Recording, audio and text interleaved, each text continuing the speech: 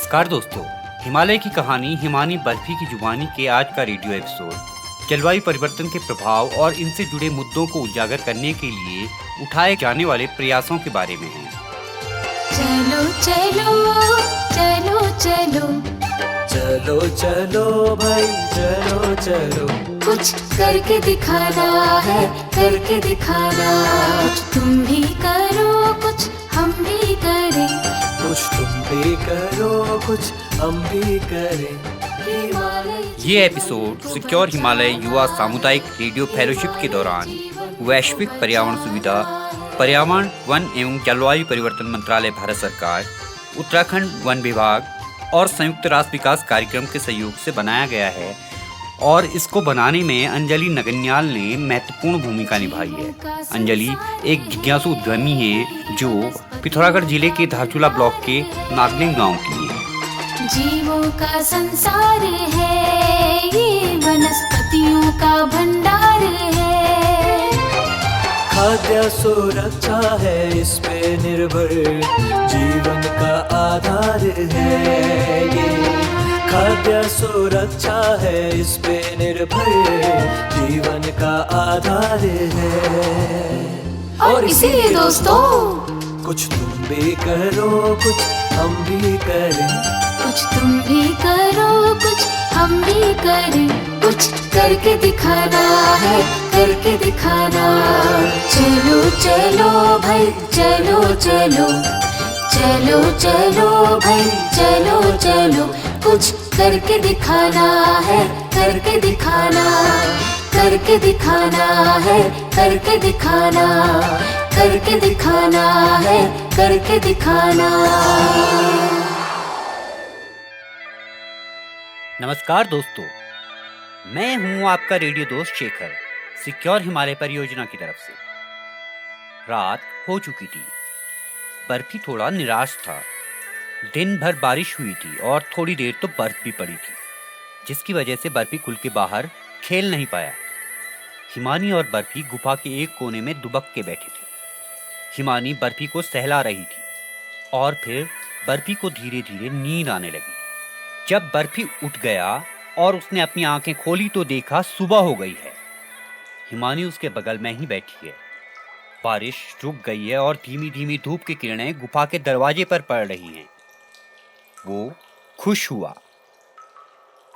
उठ गया बेटा, नींद अच्छे से आई? हाँ माँ, चलो बाहर खेलने चलते हैं। बेटा थोड़ी देर में चले जाना, थोड़ा मुंह तो साफ कर ले। ये आज तो मैं खेलने जाऊंगा, आज तो मैं खेलने जाऊंगा। ये बर्फी आराम से, बर्फी। बर्फी कूदते कूदते बाहर चला जाता है। हिमानी बर्फी को देखकर अपना बचपन याद करने लगती है। मेरा प्यारा बच्चा, अरे आज तो शिकार पे भी जाना है, थोड़ी देर खेल ले फिर निकलते हैं।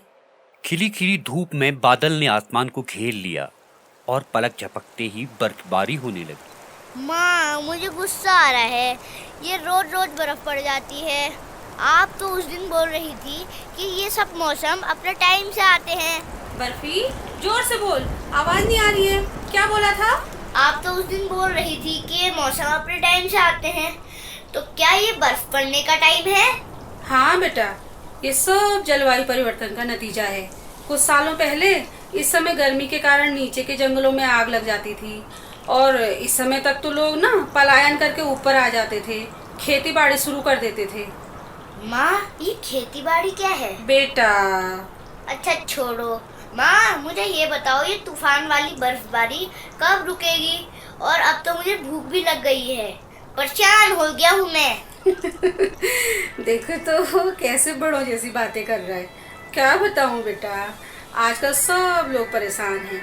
ले सरस्वती जी, भागीरथी जी और जयेंद्र जी की बातें सुन, उनका क्या कहना है।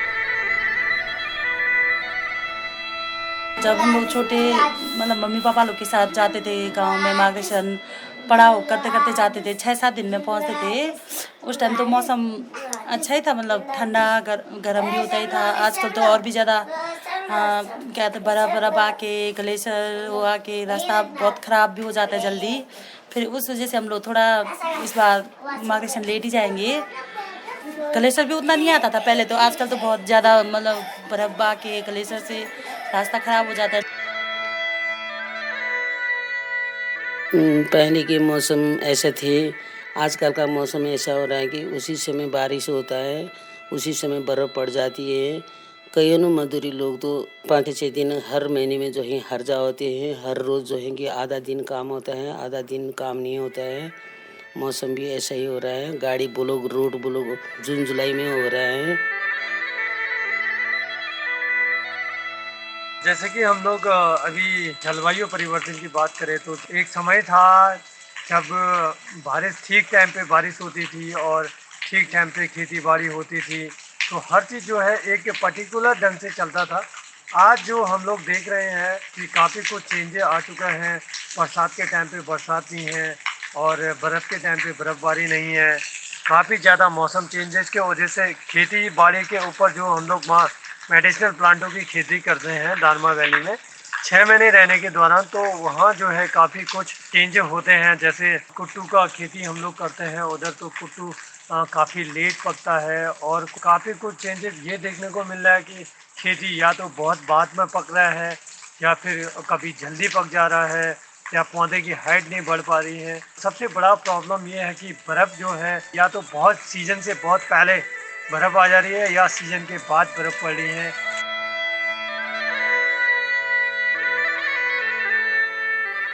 माँ, ऐसा क्यों हो रहा है?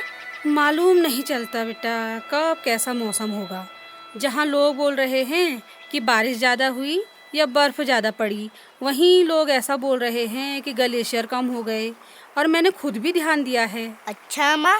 ये जो ग्लेशियर तुम देख रहे हो ना, ये नीचे तक था, अब देख पिघल कर यहाँ पहुँच गया। अच्छा हुआ, नहीं तो नीचे से जाना पड़ता। हाँ बेटा, लेकिन इसका पिघलना ना हमारे लिए भी ठीक नहीं है। ऐसा क्यों माँ? बेटा पहले हमारा रास्ता यहाँ से नहीं था, हम नीचे से जाते थे, आज यहाँ से, और आने वाले सालों में शायद और ऊपर से जाना पड़े। वाह वाह, शॉर्टकट रास्ता। फिर ठीक नहीं होगा ना बेटा, हमारे खाने और घूमने का क्षेत्र भी कम हो जाएगा। हमारा ही क्या, सबका कम हो जाएगा। ये सब कुछ जलवायु परिवर्तन की वजह से हो रहा है। ये जलवायु परिवर्तन क्या है माँ? तू इनकी बातें सुन। ये हैं डॉक्टर गोपाल रावत, पूर्व डीन, भारतीय वन्य जीव संस्थान देहरादून उत्तराखंड के। ये एक ज्ञान का भंडार हैं और हिमालय की जैव विविधता, पारिस्थितिक तंत्रों, वनस्पतियों और संरक्षण के मुद्दों का शोध करते हैं। आधुनिक मानव द्वारा प्राकृतिक संसाधनों के अत्यधिक दोहन करने और औद्योगिक क्रांति के फलस्वरूप उत्सर्जित कई हानिकारक रसायनों और गैसों के कारण पृथ्वी के जलवायु में जो तीव्र परिवर्तन आए हैं और पिछले 6-7 दशकों में वायुमंडल के चारों ओर कार्बन डाइऑक्साइड और अन्य ग्रीन हाउस गैसों के आवरण बनने से जो पृथ्वी के तापमान में वृद्धि आई है तथा धरती के तीसरे ध्रुव कहलाने वाले हिमालयी पर्वत में बर्फ की मात्रा में जो कमी आई है और हिमालय के हिमनदों यानी ग्लेशियरों के क्षेत्रफल कम होने से मीठे पानी की मात्रा में जो कमी आई है, समुद्र तल जो बढ़ने लगे हैं और इन परिवर्तनों से अतिवृष्टि और अनावृष्टि जैसी जो घटनाएं और प्राकृतिक आपदाओं में जो वृद्धि आई है, इन सभी मिले जुले परिणामों से पृथ्वी में जो परिवर्तन आए हैं, इन्हीं को हम जलवायु परिवर्तन कहते हैं। तो अब क्या करें माँ? सर बता रहे हैं ना। जलवायु परिवर्तन के प्रभाव को कम करने में मुख्य रूप से कुछ बिंदु मैं यहाँ पे बता रहा हूँ। सबसे पहले जहाँ तक संभव हो सौर ऊर्जा का प्रयोग करें और घरों के आसपास वर्षा जल संचय शुरू करें। ठंडे क्षेत्रों में घरों को गर्म रखने हेतु सूर्य की ऊष्मा को संचित करने की आधुनिक तकनीकों का प्रयोग करें। जिन क्षेत्रों में रसोई गैस, मिट्टी तेल या बिजली की उपलब्धता कम रहती है, वहां पर धूम रहित चूल्हों की उन्नत मॉडलों का प्रयोग करें। जैसे लद्दाख, लाहौल स्पीति में लोग करते हैं, वहाँ पे जलाने के लिए लकड़ियाँ बहुत कम मिलती हैं, लेकिन वहाँ के लोग धूम रहित चूल्हों का इस तरह से प्रयोग करते हैं कि एक तो घर के अंदर धुआं बिल्कुल नहीं फैलता है, घर गर्म रहते हैं और 24 घंटे पीने हेतु गर्म पानी वहाँ पे मिलता रहता है। ऐसे ही उपक्रम ठंडे इलाकों के लोग कर सकते हैं और जलाऊ लकड़ी की खर्च की भी में भी कमी ला सकते हैं। योजना अच्छी है ना माँ? और क्या सब लोग अपनी तरफ से थोड़ा थोड़ा योगदान नहीं दे सकते? अगला सुझाव है कि ग्रामीण क्षेत्रों में बंजर, पथरीली और विघटित सामुदायिक वनों में इमारती व ईंधन वाले पेड़ पौधों का रोपण क्रमबद्ध तरीके से करें। एक योजनाबद्ध तरीके से हर वर्ष यदि वृक्षारोपण करने व निष्कासन का कार्यक्रम बनाएं तो प्राकृतिक वनों पर भार कम पड़ेगा और हरित आवरण भी बना रहेगा। अपने अपने क्षेत्रों में वनों व वन्य जीवों के संरक्षण, पर्यावरणीय शिक्षा को बढ़ावा दें। स्वयं सहायता समूह बनाएं ताकि वनों में आग से रक्षा और पर्यावरण की समस्या का समाधान और अन्य जो प्राकृतिक आपदाएं आते हैं उनसे लड़ने के लिए एक बॉडी हो जो कि स्थानीय लोगों को और स्वयं को भी वो मदद कर सकें। कितना अच्छा लग रहा है ना सर की बात सुन के। हर कोई कुछ ना कुछ कर सकता है। सारी बातें ध्यान रखूंगा। नवयुवकों को जलवायु संबंधी आंकड़ों जैसे वर्षा, तापमान, आर्द्रता आदि का अभिलेखीकरण करने हेतु प्रोत्साहित करें और स्कूलों और कॉलेजों में इन सब चीज़ों पर प्रैक्टिकल शिक्षा दें। वनों और स्थानीय पेड़ पौधों, कीट पतंगों, निषेचन करने वाले कीटों जैसे मधुमक्खियों, तितलियों के बारे में ऋतु परिवर्तन के हिसाब से आने वाले बदलाव का लेखा जोखा करने हेतु प्रेरित करें ताकि दीर्घ काल में ये जो आंकड़े हैं ये जलवायु परिवर्तन के प्रभाव को अनुमानित करने में सहायता कर सकें।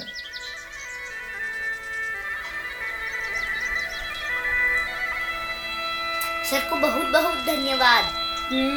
बोल दे धन्यवाद। धन्यवाद सर, धन्यवाद। चल बर्फी, तूफान रुक गया है, बाहर चलते हैं, शिकार करके आते हैं। मैं करूँगा शिकार आज। थोड़ा बड़ा हो जा बेटा, फिर तो खुद ही करेगा। अच्छा माँ, चलो। लगता है आज हमें पास में ही शिकार नहीं मिलेगा। क्यों माँ? जिनका हम शिकार करते हैं वो सब नीचे चले गए होंगे। अब नीचे जाना पड़ेगा, छुप के रहना, फिर कोई इंसान हमें देख लेंगे तो घबरा के चिल्लाएंगे।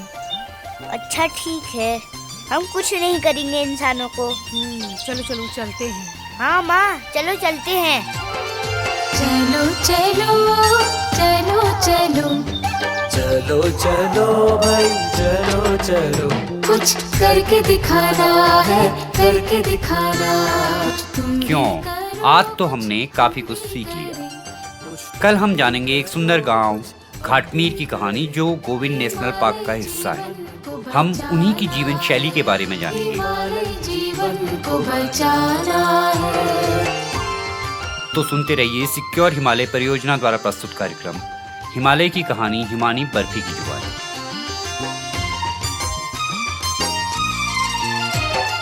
जीवों का संसार है, वनस्पतियों का भंडार है। जीवों का संसार है, ये वनस्पतियों का भंडार है।